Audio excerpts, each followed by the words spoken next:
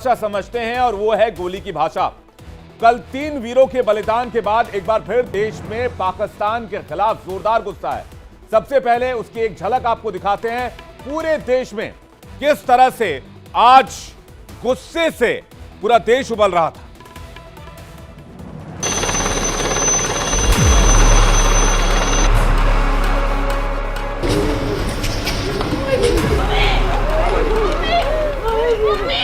अपने भाई ने कितना छोड़ा।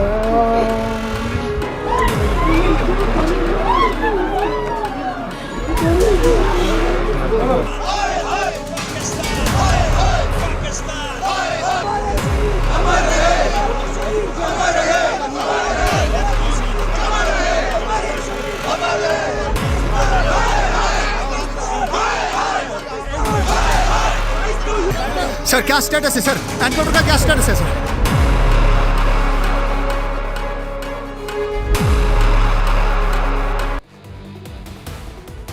देश भर में गुस्से की जो तस्वीर अभी आपने देखी है उसके पीछे एक ही आवाज है कि पाकिस्तान पर एक और सर्जिकल स्ट्राइक बहुत जरूरी हो गई है। पाकिस्तान को घर में घुसकर मारना ही होगा और पाकिस्तान के आतंकियों का यही एक पक्का इलाज है, क्योंकि इस देश के पास अब विकास और तरक्की का तो कोई विजन बचा नहीं है। आतंकियों के देश के खिलाफ बातचीत का कोई सवाल भी नहीं है। बस सर्जिकल स्ट्राइक ही एकमात्र उपाय रह गया है। इन आतंकियों का सफाया लॉन्चिंग पैड्स खत्म करना ही उपाय रह गया है। आज इसी से मिलती जुलती बात केंद्रीय मंत्री और पूर्व आर्मी चीफ वीके सिंह ने भी कही, वो आपको सुनवाते हैं।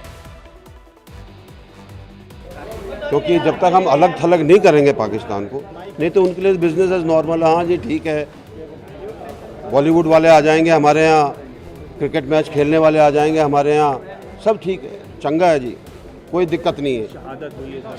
वही मैं कह रहा हूँ कि अगर उसके ऊपर दबाव डालना है तो उसको अलग थलग करना पड़ेगा।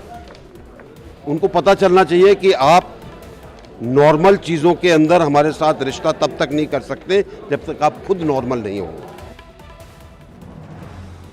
मैं तो ये कहता हूं कि पाकिस्तान को ये पता चलना चाहिए कि आखिर वो आतंकवाद के जरिए अगर भारत में इन्फिल्ट्रेट की कोशिश करता है, आतंकवादी घटनाओं की कोशिश करता है, तो उसे मालूम होना चाहिए कि उसने किस तार को छेड़ा है।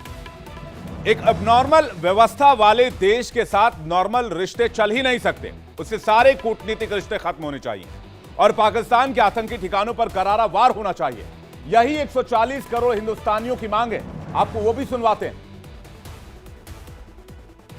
गोली की अगर उनने गोली मारी है तो अपन भी गोली मारो, बम फोड़ा है तो अपन भी बम फोड़ो, इटाड़ा अगर फेंका है तो अपन भी इटाड़ा फेंको। तो ईंट का जवाब पत्थर से देना चाहिए, आप क्या कहेंगे? स्ट्राइक करना चाहिए मोदी जी को, जितनी जल्दी स्ट्राइक करके पाकिस्तान को निस्तो नाबूद करो और पीओके जो अपना इंडिया का जो हिस्सा है उसको वापस से मोदी जी को अब छीना लेना चाहिए पाकिस्तानियों से। हाँ तो वो में करना चाहिए, बराबर बदला लेना चाहिए अपनों को। पूरा देश यही मांग कर रहा है और कह रहा है कि आतंकियों पर करारा प्रहार होना चाहिए, ईंट का जवाब पत्थर से होना चाहिए। पाकिस्तान के आतंकियों में भी इस बात को लेकर अब खलबली मच गई है। एलओसी के पार आतंकियों के कितने लॉन्चिंग पैड हैं, कहां से वो ऑपरेट करते हैं, सब कुछ आपको बताएंगे। लेकिन उससे पहले आपको हमारे 3 सपूतों की शहादत के जिम्मेदार आतंकियों के लिए जो सर्च ऑपरेशन चलाया जा रहा है उसकी तस्वीरें दिखाते हैं। अनंतनाग के जिस इलाके में सेना और पुलिस के 3 अधिकारी शहीद हुए, उस इलाके में चप्पे चप्पे पर कुछ इस तरह से ऑपरेशन अभी चलाया जा रहा है। यही नहीं, जमीन नहीं हवा के जरिए भी निगरानी रखी जा रही है और हवाई एरियल रूट के जरिए यह पता लगाने की कोशिश की जा रही है घने जंगलों में कि आतंकियों के हाइडआउट्स कहां हो सकते हैं, कहां आतंकी छिपे हो सकते हैं, और ड्रोन के जरिए पता लगाया जा रहा है। बख्तरबंद गाड़ियां तैनात की गई हैं, पैदल गश्त कर रहे हैं जवान, आतंकियों की तलाश की जा रही है ताकि देश के दुश्मनों को लगातार वहां से साफ किया जा सके और उनसे हिसाब बराबर किया जा सके। इस दौरान अनंतनाग की पहाड़ियों पर जंगल के बीच से फायरिंग की आवाज सुनाई दी। यह आज दोपहर की तस्वीर है जहां एक बार फिर से सेना पर आतंकियों ने फायरिंग की थी। आप सुनिए किस तरह से यहां पर फायरिंग की आवाज आ रही है, जरा फुल स्क्रीन की तस्वीर दिखाइए।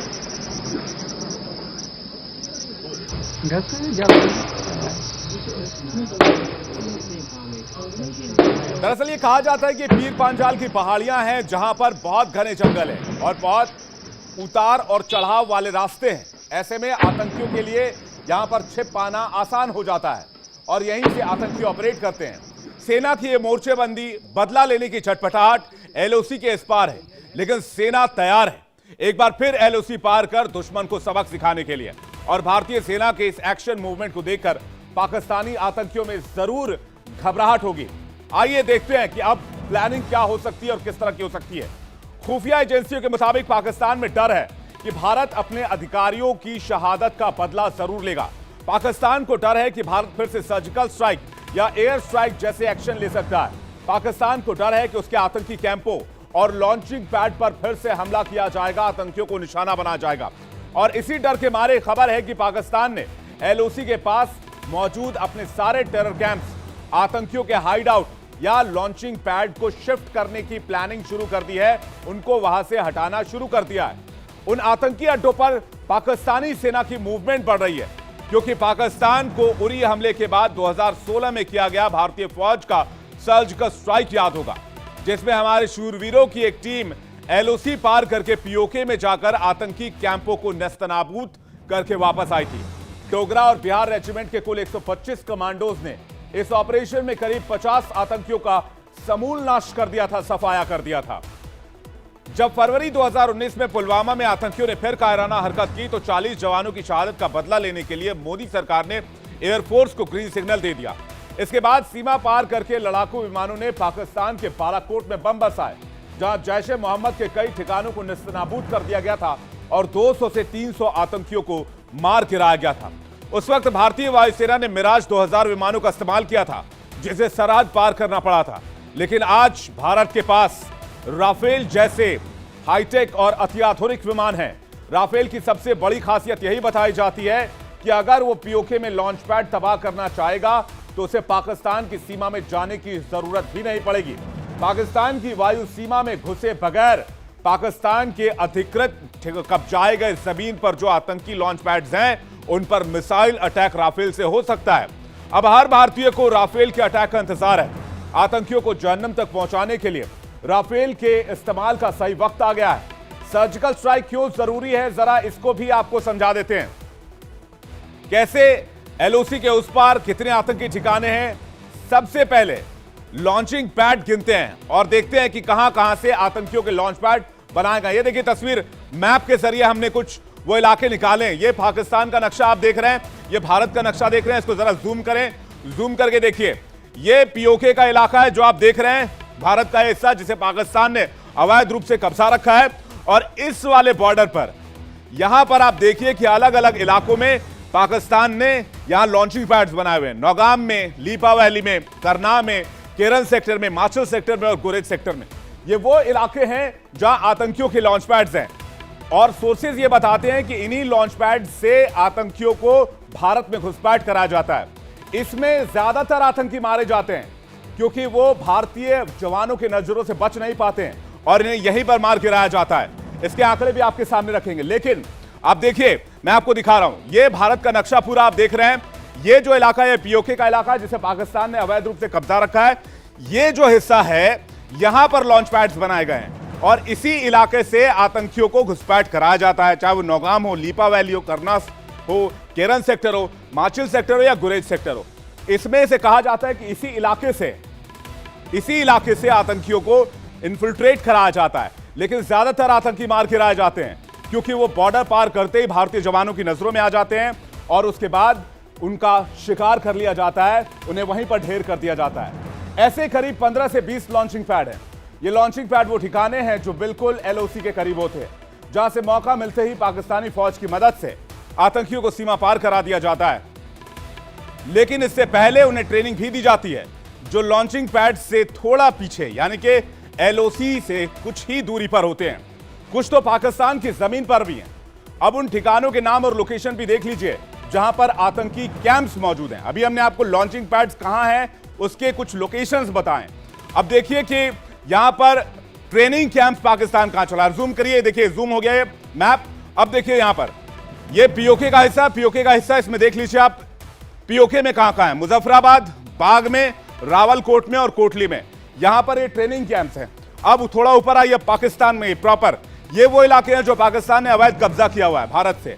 और अब देखिए यहां पर आप ये मनसेरा, लाहौर, गुजरावाला, ये वो इलाके हैं जहां पर पाकिस्तान के अंदर यानी मुल्क के अंदर जहां आतंकियों के ट्रेनिंग कैंप चलते हैं।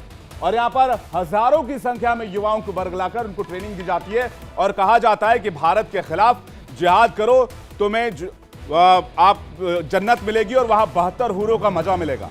और इसी तरह युवाओं को बरगलाकर यहां से आतंकी बनाए जाते हैं और उसके बाद आतंकियों को इन्फिल्ट्रेट करा के भारत की सीमा में भेजा जाता है। ये वो लॉन्चिंग पैड्स हैं जो इस वक्त हम आपको दिखा रहे हैं। ये ट्रेनिंग कैंप्स हैं, इसके पहले लॉन्चिंग पैड्स हमने आपको दिखाया।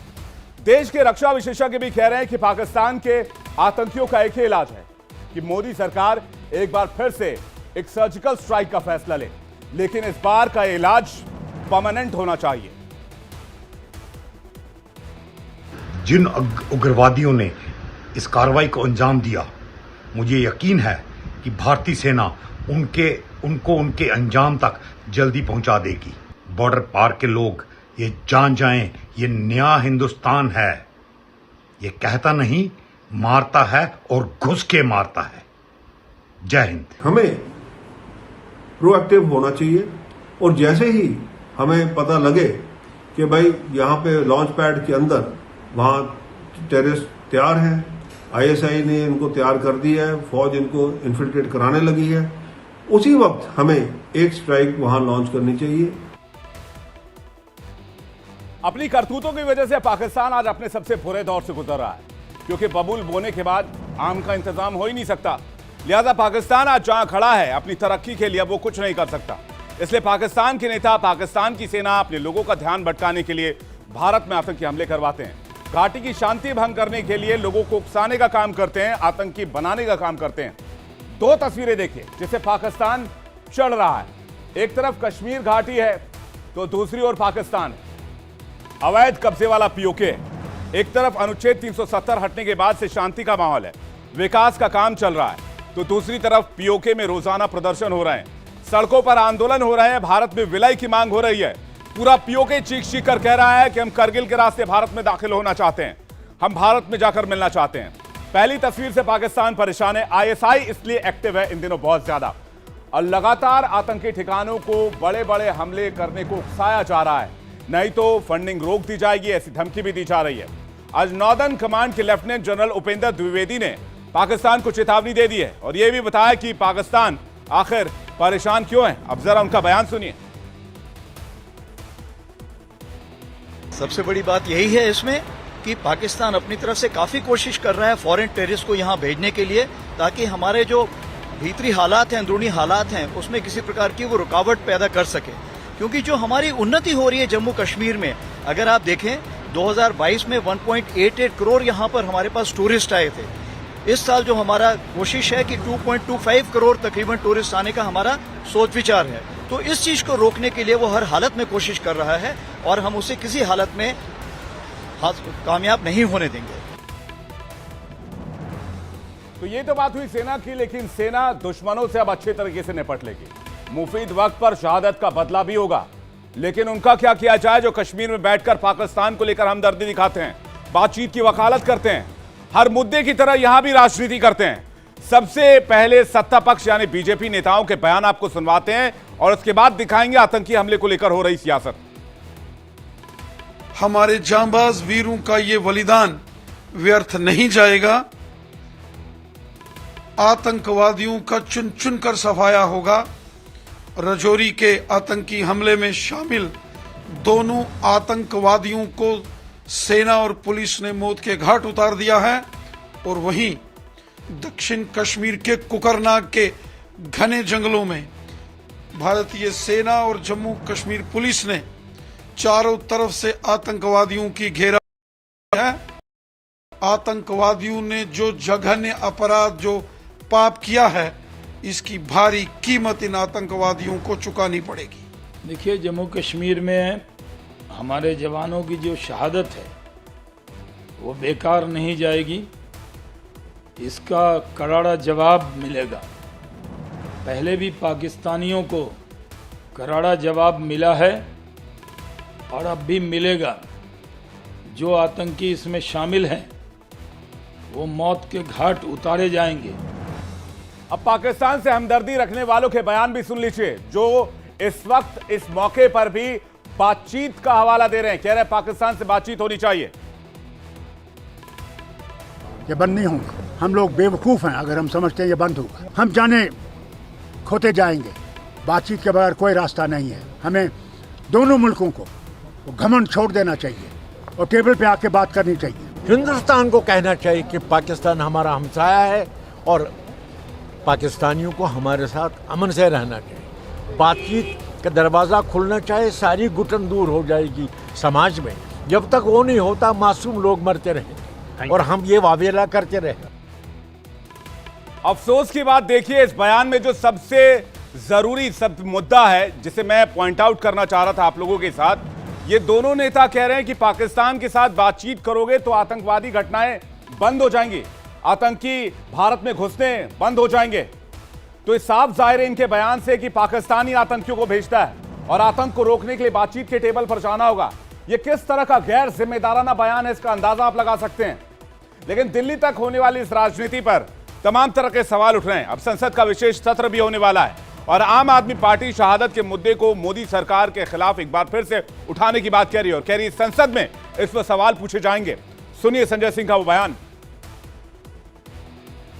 लेकिन जिस सरकार ने आतंकवाद के खात्मे का दावा किया था, उस सरकार को जवाब देना चाहिए कि आखिर ये घटनाएं रुक क्यों नहीं रही हैं, हमारे जवानों की शहादत कब तक होती रहेगी। मुद्दा देश की रक्षा का है।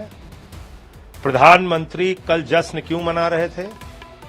प्रधानमंत्री देश की रक्षा के बारे में क्या चिंता करते हैं और इस पूरी घटना पे सरकार क्या कदम उठाने जा रही है, इसको उनको सामने आके बताना चाहिए। आतंकियों को पालने पोसने वाले कंगाल पाकिस्तान के हालात तो सभी जानते हैं। इसकी हर डिटेल हम आप तक लगातार पहुंचाते भी रहे हैं। आज उसकी आर्थिक हालत इतनी गर्त में जा चुकी है कि उसकी सबसे बड़ी एयरलाइंस पाकिस्तान एयरलाइंस डूबने की कगार